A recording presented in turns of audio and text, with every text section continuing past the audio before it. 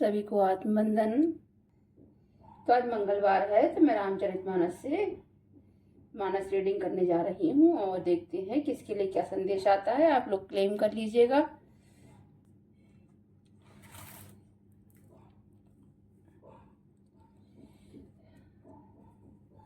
ये संदेश सबके लिए नहीं होंगे, जिसके लिए होंगे उसी तक पहुँचेंगे या फिर उन्हीं से रेजोनेट करेंगे। और जिससे रेजोनेट करें प्लीज़ क्लेम जरूर कर दीजिएगा कमेंट में। जय श्री राम या जो भी आपके डिवाइन हैं उनके लिए थैंक यू या ग्रेटिट्यूड के शब्द लिख दीजिएगा। तो ये पायल 1 है, ये पायल 2 है। मैं देखती हूँ पायल 1 में क्या आता है आपके लिए। 54 नंबर का, यानी मेरी डेक का सबसे लास्ट नंबर का कार्ड है ये 54 नंबर का। यहाँ पर किसी के अगर शत्रु ज्यादा हो गए हैं तो यहाँ पर लिखा है शत्रु बाधा मुक्ति, यानी ये दोहा जो है शत्रु बाधा मुक्ति के लिए यूज किया जाता है या सुमिरन किया जाता है। तो देखते हैं।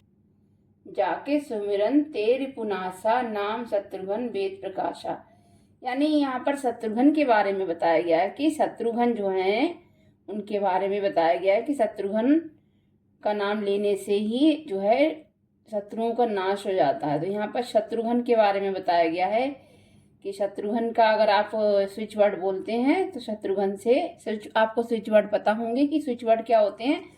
वो एक शब्द होता है और उसका अगर हम रिपीटेड नंबर से काउंटिंग करते हैं या उसका हम जप करते हैं तो वो स्विच वर्ड एक मैजिक की तरह काम करता है। तो यहाँ पर शत्रुघ्न शब्द जो है किसी के लिए स्विच वर्ड आया है कि अगर आपके शत्रु ज्यादा हैं तो शत्रुघ्न का जो है आप उन्हें आह्वान कर सकते हैं, उनसे बोल सकते हैं कि मुझे शत्रुओं से मुक्ति दिलाएं। वैसे तो आप अगर डिवाइन से कनेक्टेड हैं तो आपको डिवाइन ही बचा लेते हैं।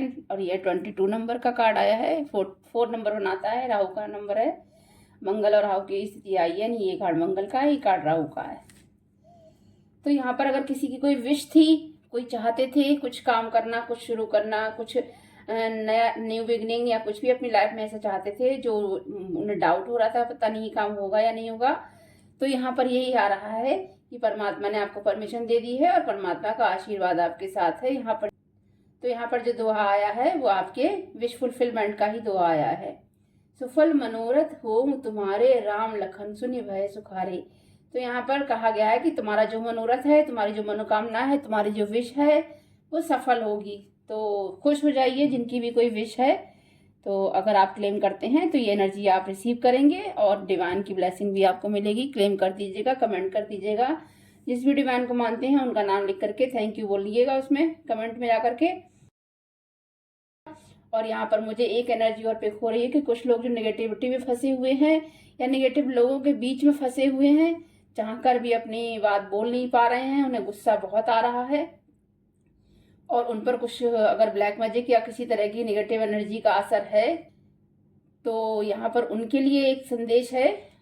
अगर आप लोग कोई कनेक्टेड कर रहे हैं इस मैसेज से तो प्लीज़ ये रेमेडी फॉलो कर लीजिएगा कि आपको डेली एक काम करना है। एक गिलास पानी भर के अपने मंदिर में रखिए और उसमें तुलसी दल डाल करके कम से कम जब तक छोड़ दीजिए जब तक आप पूजा कर रहे हैं, या फिर रात भर आप उसे ढाँक कर छोड़ सकते हैं। ढाँक दीजिएगा जिससे उसमें, और उस तुलसी को रखते समय उससे उस वाटर में बोलिएगा, क्योंकि वाटर जो है वो मेमोरी रखता है, यानी वो याददाश्त रखता है। तो वाटर से बोलिएगा कि मेरे अंदर जो भी नकारात्मकता किसी की भेजी हुई है या कहीं से आई है या मेरे खुद के नेगेटिव विचार हैं वो सारे के सारे इस जल को पीने से नष्ट हो जाएं। और थैंक यू तुलसा माता को बोलिएगा, क्योंकि तुलसा जो है वो अगर आप साइंटिफिकली देखेंगे तो आपकी एक तरह से एंटीबायोटिक है, यानी आपके अंदर जो टॉक्सिन्स होते हैं उन्हें रिमूव करती है। और तुलसी जो है अगर हम उसे स्पिरिचुअली देखते हैं तो ये बहुत ही पवित्र पौधा है जो कि परमात्मा यानी परमात्मा के ही अंश जो कि विष्णु जी हैं या कृष्ण जी हैं उन्हें प्रिय है।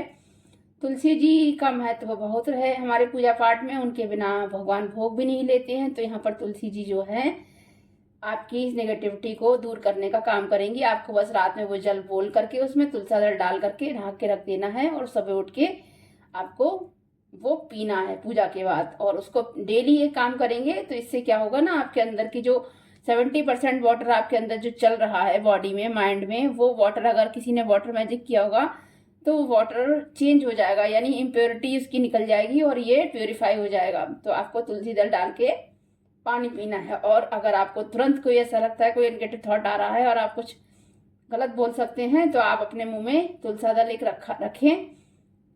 उसको खाना नहीं है, उसको बस रखना है। जब तक आप किसी अच्छे काम के लिए जा रहे हैं, अपने मुंह में तुलसी दल रख के और उसको रखे रहिए।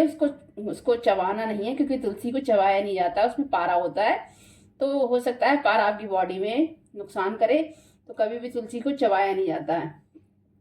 उसको चबाना नहीं है, बस मुंह में रखना है।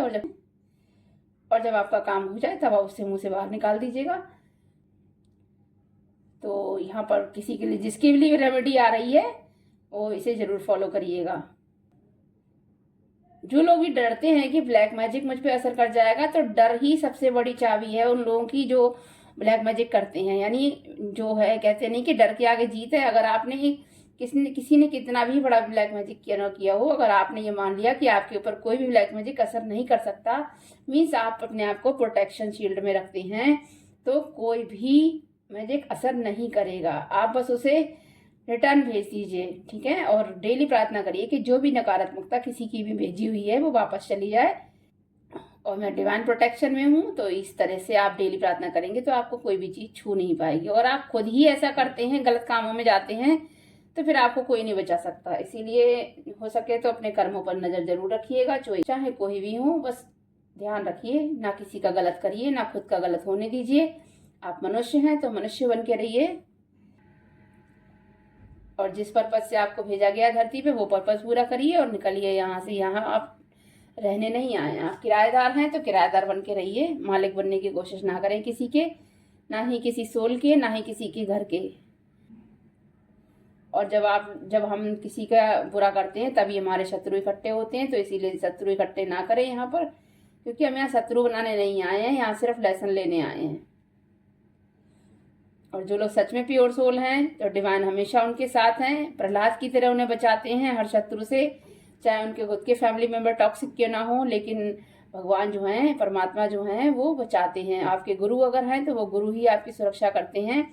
जैसे प्रहलाद की सुरक्षा भगवान ने की थी हिरण्यकश्यपु से, ऐसे ही कुछ लोगों के फैमिली मेंबर्स भी टॉक्सिक हो सकते हैं। उनकी नार्सिसिस्टिक पर्सनालिटी हो सकती है, वो अपने ही घर वालों का, अपने ही बच्चों का बुरा करते हैं। तो ऐसे लोगों से भी परमात्मा ही आपको बचाते हैं। बस आपको पूरी तरह से उन परमात्मा को सरेंडर करना है। और कोई भी कितनी भी गलत प्रक्रिया आप पर करे, लेकिन उसका असर नहीं होगा।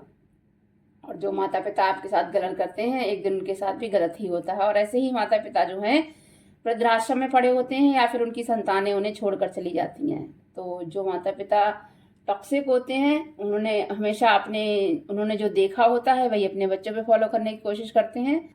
तो ऐसे माता पिता का हाल सच में बहुत बुरा होता है। तो उन्हें भी अपने कर्मों पर ध्यान देना चाहिए, अगर कोई सुन रहे हैं। और ये बात उन्हीं को ट्रिगर होगी जो ऐसा करते हैं। और क्योंकि रामचरितमानस में भी हमें बहुत कुछ सीखने को मिलता है, बहुत सारे लेसन मिलते हैं। बस हम लोग उसे एक रिचुअल की तरह करते हैं, रामचरितमानस का पाठ या फिर सुंदरकांड, लेकिन रिचुअल नहीं है, वो लेसन है। उनमें धरती के लोगों के लिए वो लेसन है जो शायद अगर वो सीख लें तो उनका जीवन जो है वो सुधर जाए और वो यहाँ से परिपूर्ण होकर के जाएं। लेकिन यहाँ पर लालच में फंसे हुए हैं, और सिर्फ लोगों को दिखाने के लिए कि हम धार्मिक हैं, वो ये जो दिखावा करते हैं कि रामचरितमानस का पाठ करा लेंगे, कभी सुंदरकांड का पाठ करा लेंगे। पर वास्तविकता ये है कि वो उससे कुछ सीखना नहीं चाहते। अगर रामचरितमानस को धारण किया जाए, या फिर हम कृष्ण के ही दिए हुए किसी वचन को फॉलो करते हैं, तो हमें वृंदावन जाने की जरूरत नहीं पड़ती। वृंदावन खुद हमारे अंदर आ जाता है। तो 4 स्तंभ हैं: सत्य, तप, कर्म और दान। तो सतयुग में सत्य था, त्रेता में तप था, द्वापर में कर्म था, और जो हमारा कलयुग है, इसमें दान का मतलब होता है अपना दान नहीं करना, ना पैसे का दान करना है। दान का मतलब होता है अपने अंदर के विकारों को रिलीज करना। तो यहाँ पर 4 स्तंभ हैं जो कि हमें एक एक चीज सिखा करके गए थे। 4 युग हमें एक एक चीज सिखा करके गए थे, लेकिन हमने सीखना नहीं जरूरी समझा। सिर्फ एक ही चीज पर स्टक होते हैं कि हमारे जो रिचुअल है वो चले आ रहे हैं, वो क्या है, मतलब करना है उन्हें, लेकिन हमें उनका आइडिया नहीं है कि क्या करना है, क्यों करना है। रॉन्ग बिलीफ पैटर्न पर चले जा रहे हैं। पर रॉन्ग बिलीफ्स को ब्रेक करना बहुत ज़रूरी है, समझना चाहिए। हर चीज़ के दो पहलू होते हैं, हर सिक्के के दो पहलू होते हैं। तो ऐसी हर रिचुअल, हर रिवाज के, हर रीति के दो पहलू होते हैं, हर त्यौहार के दो पहलू होते हैं। अगर हमें उसका आध्यात्मिक मीनिंग समझते हैं तो हमें उसका साइंटिफिक मीनिंग भी समझ में आना चाहिए। और ये जो लोग ये समझते हैं वही रियल स्पिरिचुअल होते हैं। तो अपनी बात को ये विराम देती हूँ। मैंने बहुत कुछ, मुझे नहीं पता कि ये शब्द कहाँ से आ रहे थे, लेकिन मैंने अचानक से ये डाउनलोड जो हो रहे थे मैंने आप लोगों तक पहुँचा दिए हैं। किसके लिए है, क्या है, मुझे नहीं पता। और अगर मेरी बात किसी को बुरी लगी हो तो आई एम रियली सॉरी। अभी के लिए thank you, God bless you.